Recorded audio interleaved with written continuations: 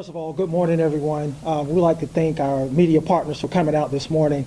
We thought it would be important and to give everybody an update as where the county stands as it pertains to dealing with our water issues and just talking about our service that we've been providing to our community over the last couple of days. So again, behind me, we have a lot of our civic and public partners and our dignitaries from the school system, from our water authority, from our board of commissioners, and of course some of our user departments are in space as well. And again, we just want to give you an opportunity to give you an update as to the status of a lot of the work that we put in over the last couple of days, and more importantly, answer any questions that the media may have with regard to what the process that the Clayton County government as well as our thought partners are in, and the things that we're doing to ensure that we address the needs of our respected citizens. So with that, I'd like to yield the microphone to the chairman of Clayton County Government, Board of Commissioners, Chairman Jeffrey E. Turner. Good morning, and as the COO stated, it's definitely a pleasure to have you here with us, because so many times we address concerns about the community and it's not always from our perspective. So to be able to hold this press conference this morning and let you know our efforts that went into this past week that, as we all know, was a week that was very trying and troubling on our citizens as well as our personnel here in Clayton County. But let me say this, as chairman of Clayton County, I am very, very proud of the efforts that went into taking care of our citizens this past week. We rallied together and collaborated with our non-organizations, our non-profit organizations, as well as our school system and other governmental entities. I'm proud of the way that we were able to reach out and call our Clayton County Public School System. Madam Chair and Goree and Dr. Smith with the Clayton County School System answered that call. They worked with the Clayton County government to open up a warming center. And through efforts of not only our governmental entities, but our citizens, we've had 2 citizens, and Drew Andrews as well as Regina Deloach, who coordinated our volunteer efforts to make sure that we properly manned and staffed our warming station. And that's important because as this temperatures dropped, our homeless population needed somewhere to go, or anybody who lost heat or needed shelter and food was able to go to this warming center at the Sequoia Middle School in Riverdale. It's about taking care of our citizens. It's about making sure we address their needs, not only address their needs, but address it appropriately. And then after the frigid cold came in, water lines started to burst. And that was another nightmare here in Clayton County, not only in Clayton County, but throughout the Metro Atlanta area. Calls went in to the Clayton County Water Authority. Mr. Bernard Franks and his staff immediately jumped on it. With the numerous busted water mains throughout this county, they did a tremendous job. And he's here and he's going to speak on as to what their efforts were to make sure that we got those lines back operating, and those citizens who were in dire need of water to make sure that those lines were operating once again. Then the fire department jumped in and the police department, and you can imagine the number of calls that went out during this time. They did, as they always do, a tremendous job answering those calls and taking care of our citizens. The fire department organized efforts to make sure that our citizens receive bottled water as well as other needs throughout this trying time. But again, what I'm telling you is that Clayton County rose to the occasion to assist and address the needs of our Clayton County citizens. And as chairman of this county, I'm proud of our efforts. The Clayton County Board of Commissioners did everything that we could to make sure that those needs were addressed. And at this time, I'm going to turn the mic over to Deputy Chief Ryan Morrison with the Clayton County Fire Department to talk about some of those efforts that the fire department, as well as those who collaborated with us, poured into the effort to take care of our community. Mr. Morrison. Hey, good morning, everyone. I'm Ryan Morrison. I'm the Deputy Chief for the Clayton County Fire and Emergency Services, as well as the Director for the Office of Emergency Management.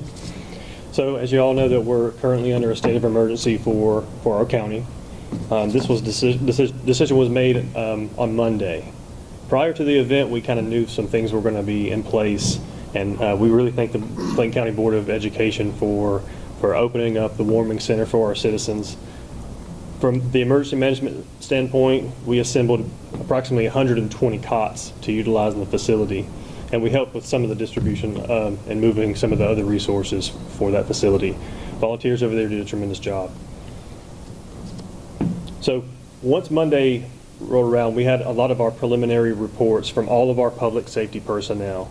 Just to give you a perspective, 1,200 calls ranged from that Saturday till yesterday, till Wednesday. So 1,200 calls for our fire and emergency services. 481 of those calls were all related to water, which averages about 96 or so per day. So obviously it's unprecedented for us. Our typical call range usually goes from 150 to 180 calls. We were running over 200 calls easily, 250 calls. We activated the EOC early on, and we got in touch with Clayton County Water Authority, and we were in constant communication through that time, early morning, all throughout the day. And we've been working long hours, as you can expect with every type of emergency declaration. We wanted to make sure we got to the citizens early on. So we partnered with them, and we were able to open up some of our fire stations for water distribution. We've done that for the past 3 days, later on Monday, all throughout Tuesday, and yesterday as well. I do have some numbers for you, just approximate numbers of how much water was delivered during this time. 193 pallets, 9,650 cases, and the average is about 386,000 individual bottles of water. And thanks to Clayton County Water Authority's team really helping out, they purchased the water for us, and we were able to get that pretty smoothly. So we did a tremendous job on that. During this time, we always do a needs assessment. So over the weekend, early part of Monday, we wanted to make sure that with all of our healthcare facilities, Southern Regional, all of your nursing, assisted home facilities, we wanted to make sure that they were okay. We were reaching out to them individually just to making sure that they have running water, and if they didn't, what was the pressure looking like over there. And we kept in communication with them and communicated that with the Water Authority as well. And obviously we reach out to all of our fire departments around this region just to see where we can share resources when needed.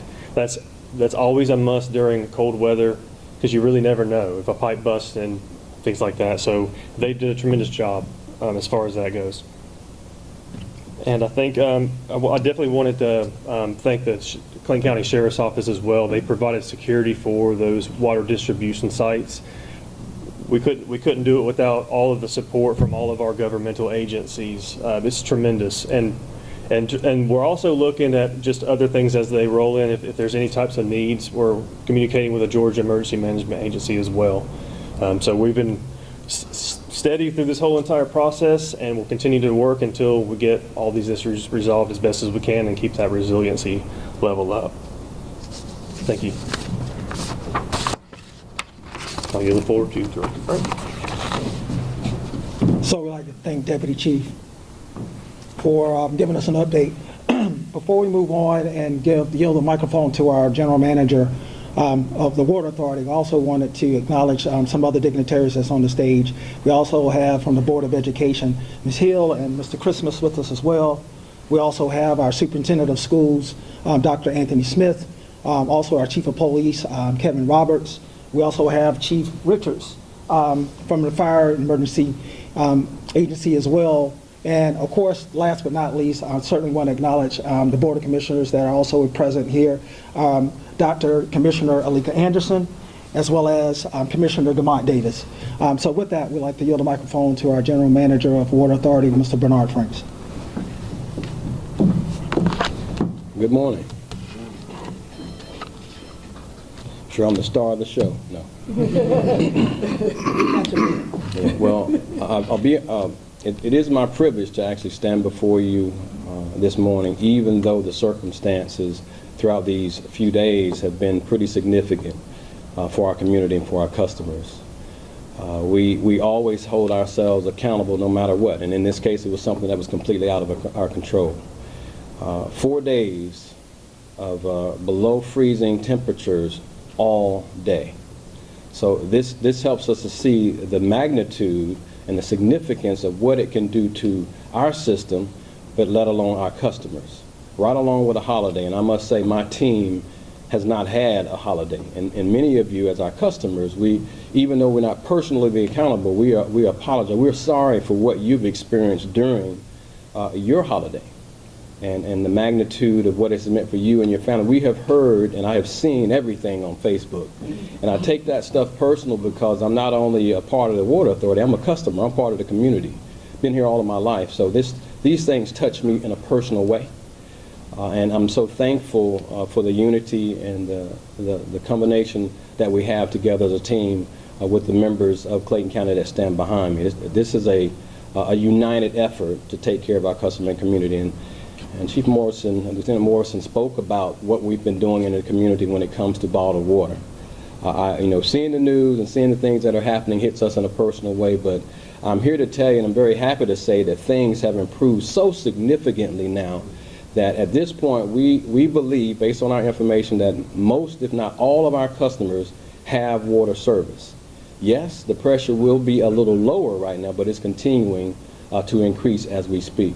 We're finally getting a little bit of praise on Facebook. You can go from friend to enemy very quickly, or enemy to friend. So I'm thankful because there's a need. This really shows the value of water. This is not the way that we want to emphasize the value of water, but it really paralyzed our community and those beyond. You heard us speak a little bit about, I call it One Water because we are united with several other utilities and we depend on each other. In a circumstance like this, we were all looking to support each other during this time, but we can't help someone when we can't help ourselves, right? So everyone has been in that spot, and we're looking for opportunities now to continue to help. We're doing things now that have improved in our system that now can allow us even to help others as we continue to help and serve our community. Just statistically speaking, similar to some of the statistics you've heard before, we received over 6,000 calls in which, when it comes to water, to some degree, it's an emergency. Now, in most cases during this holiday, we had a lot of folks that were not home. A lot of businesses where no one were in those businesses. So when this freeze snap happened, throughout our whole community, there were leaks coming out of people's homes, out of the apartments, with no one there to turn them off. So you can imagine the impact on our system. Fire lines throughout this whole county, large fire lines, 10-inch, 8-inch, 12-inch. Now imagine that wide open blowing into a warehouse at the same time. We look at our statistics, we had 188 service lines, 188 calls based on our service requests that were related to water. Another 377. We had 15 line breaks, and we're working on some of those now. I say that as the temperatures warm and as we increase our pressures, we get to see more of where this water is escaping. And it's really helping us, becoming more and more revealed. My team ran through the community over and over again looking at homes, and we had to cut off water without being able to notify a customer because most of our customers are not home. Thankfully, some of them had an opportunity to enjoy their holiday away from this area. Now, not being the only ones impacted, as you can see on the news, quite a few of us as utilities have been impacted, and many of us are still suffering. I'm very glad to say that we're looking at right now how we can remove the boil water notice because our pressures have increased so much. So as the day goes on, you'll see a continual increase and a continual improvement on our behalf. Just to speak technically on some of our pressures, coming from our Noah's Ark station, we are running right now at 94 PSI, that's pressure. Our normal is 120. From the Morrow, we're running at 76. Our normal is 95. From Jonesboro, we're at 70 PSI. Our normal is 90. So that is a tremendous improvement from where we come from Christmas Eve as this thing began to bottom out. And as I said before, our teams have moved throughout this community tirelessly. Many have not slept, me included, based on the stress level of what's going on in our community and how we care about the community. That's what we show. We do have a list on here of some apartments, because you might hear about some of our apartments. We do have about 7 apartments that are out of service. However, that out of service issue is not based on something from our infrastructure. There are some internal problems. There are 2 mobile homes at this moment that are also out of service, but it's also an internal issue. And we're doing what we can to also help them. Speaking to our community, some of those that are homebound, we have a staff and a team that has been deliberately delivering what has been requested. And we've got several of those throughout the community, and we're still doing that right now. We're setting up at our Casey plant. You've probably seen that information to deliver more and more bottled water. We think that need will pretty significantly decrease today because of now having water pressure. I'm proud to say and see that people are now rejoicing compared to what we've been dealing with in the past few days. So that's just a few statistics. We are still now going throughout, all of our crews are out now looking and turning off water. We have a great partnership with the fire department. I cannot give enough credit to our relationship with Costco. They have been putting us first and forefront when we need to get this bottled water, and they're still doing that right now for us. We called, we reached out to them, and they've been reaching out to me and delivering this water in the needed places that we need it so that we can take care of our community. So I'm very thankful for those partnerships. We could not have done what we've done without it. So this is just it's say attitude is everything. When times are rough like this, we really have to buckle up and get our attitudes in order, do what we can to support each other. It's hard to digest when you have a need like this when it comes to water.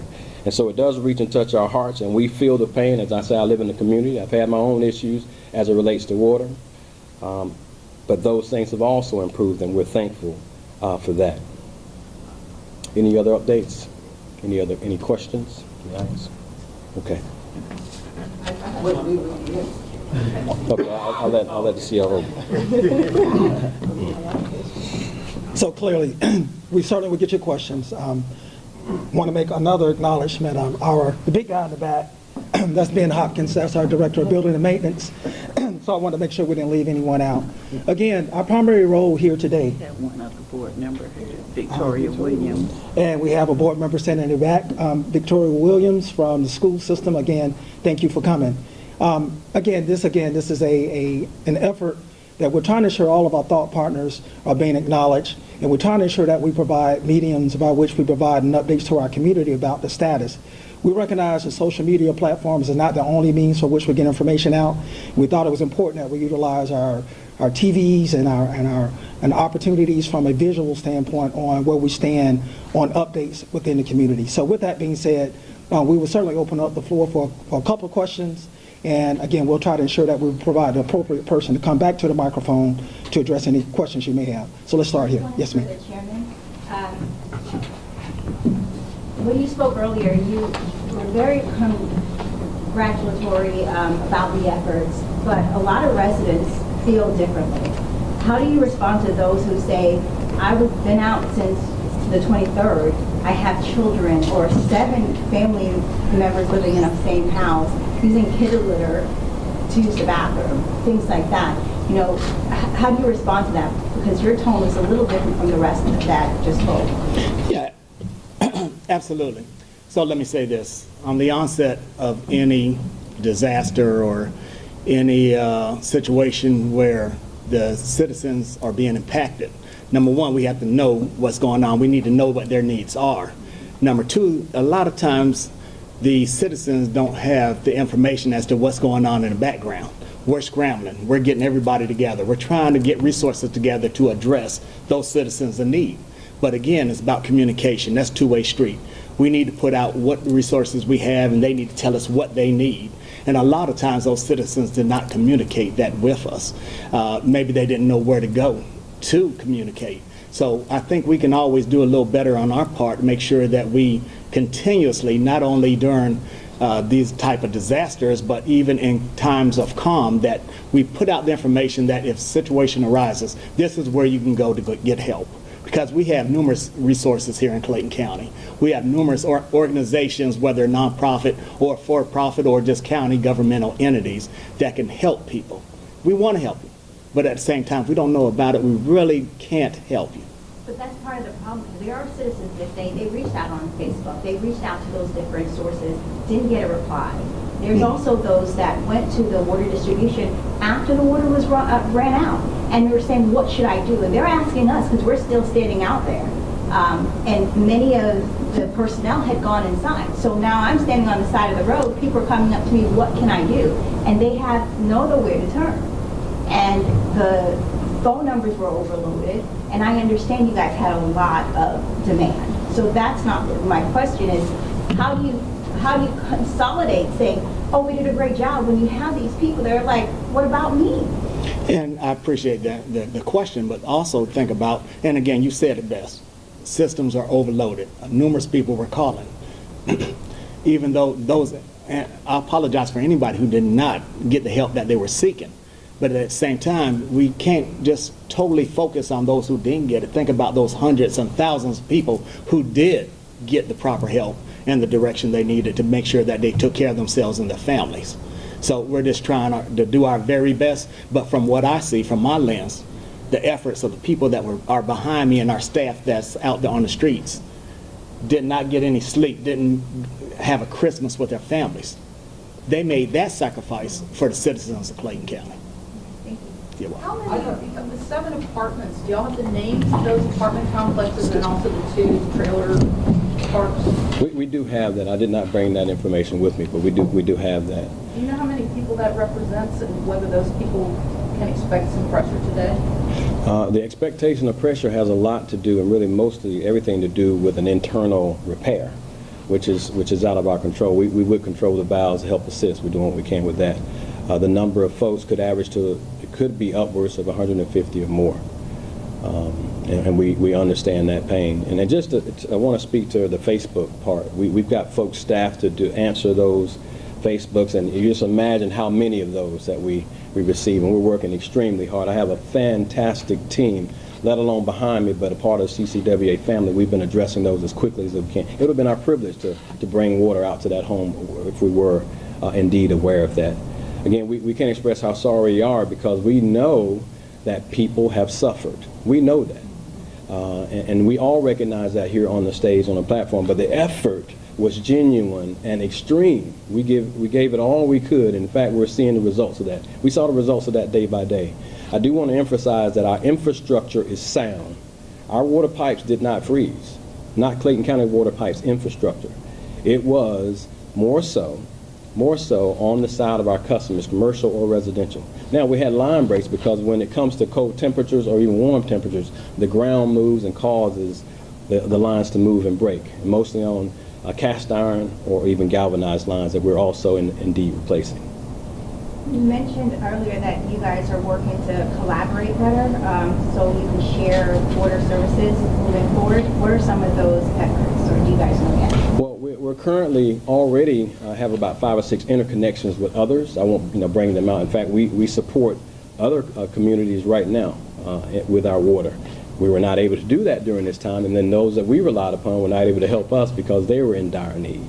We're looking at other locations where we can do some interconnections because it is one water. It's a unified effort in maintaining these utilities, especially the water utilities, and we're partners beyond what the community sees. So just to be clear, the boil water advisory is still in effect right now? Yes, sir, it is. Okay, We're checking. How can residents and businesses ensure that the water is safe? Some residents are saying that it's coming out brown. They're concerned for their health and safety. What are you guys doing to just ensure residents that that's going to happen? Well, that also goes hand in hand with information. It's hard for somebody to drink brown water and we tell you it's safe, right? So we do have, and this time we're going to lose water by flushing water. And now that we had some empty pipes, we're also going to have air in those lines. And we are responsible for doing testing. So we're testing in every part of our county right now. And if an individual just still doesn't feel safe, we'll come in and test that water. We are certain that very soon we will have this boiled water released. At the height of this problem, how many customers were impacted, and as of today, how many still don't have water or the water pipe? And also, can you speak to whatever preventative measures you all took as an authority to try to keep this from happening? Well, preventative measures goes hand in hand with communication. We do a great job of communicating to our community what they need to do actually on our website to help when this situation was occurring with cold water or cold weather. We talk about allowing your faucets to drip. Now, fire lines is a whole another dynamic. You may have seen some information on the news about that. We would like for our commercial properties to have someone in the building, even during the holiday, because you got to have eyes on it. For us to see it, we have to see it coming out of the building, or looking at meters. So we're always looking for ways to communicate better. This is a lesson learned, I think, for all of us. I think it's a lesson learned for the community as a whole, what we need to do. And dripping faucets is just one key factor of that. So just to be clear, you're saying that this wasn't a system failure, this was individual properties that had leaks and it put a strain on the system? Yes, sir. Now, I always say it's a combination. You heard me talk about the line breaks that we've had, right? So that's a combination. I won't blame it on our community. It's a combined issue. And can you address the number of people impacted at the height of the problem and right? At the height of the problem, it was almost 2,000. You heard me mention the apartments. There are currently ones that are somewhat suffering because the repairs haven't been made. But there are, during this time, like now we're finding more and more leaks, right? So when we talk about leaks on a customer's line, we're talking about a service line that comes from the meter to the house. So there's probably several of those out there that we don't have an accounting for. We received over 6,000 calls, though, which relate to service line issues.